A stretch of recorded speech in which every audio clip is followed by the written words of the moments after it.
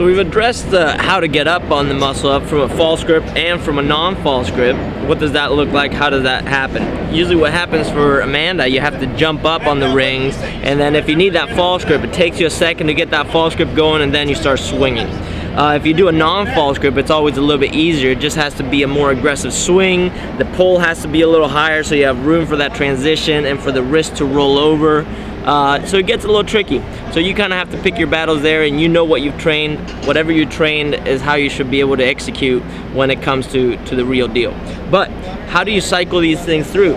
So the same way we do a kipping pull-up, where we pull our chin over the bar and then push back to that starting position where we first started that pull, the highest point of your swing, the same thing happens here.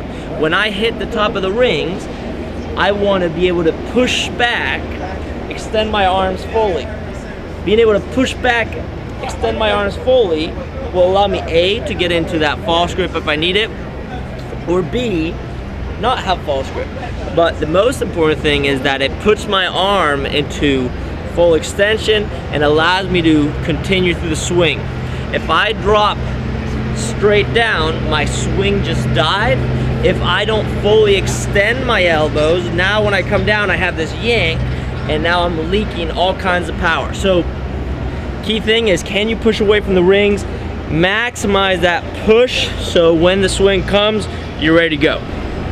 So here's the deal, we're gonna get on the rings. I'm gonna show you the two options. One is when I come back down to the bottom of my dip, push out of there, and then try to link it back into a swing. And the other one where I go from more of an extended elbow position and drop down.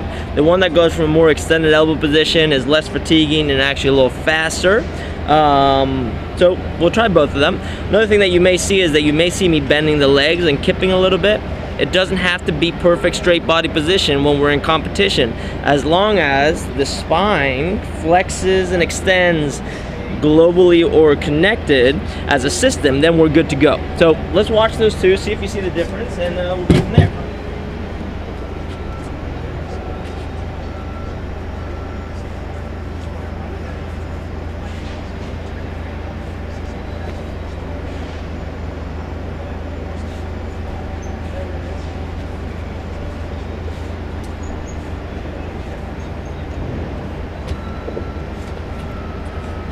So that's kind of the slow motion action of your kipping muscle up.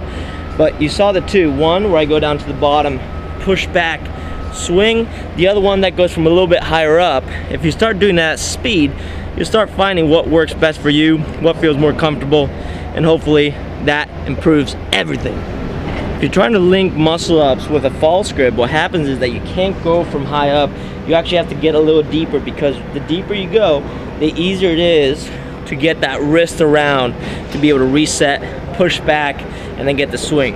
Another thing that happens is when you do muscle ups with a kip and a false grip, the kip has to be way smaller, because when we do that turnout, we may lose the position a little easier. So smaller kip with a false grip is gonna be more efficient. Bigger kip, no false grip, better positioning. Also, they ask for this turnout.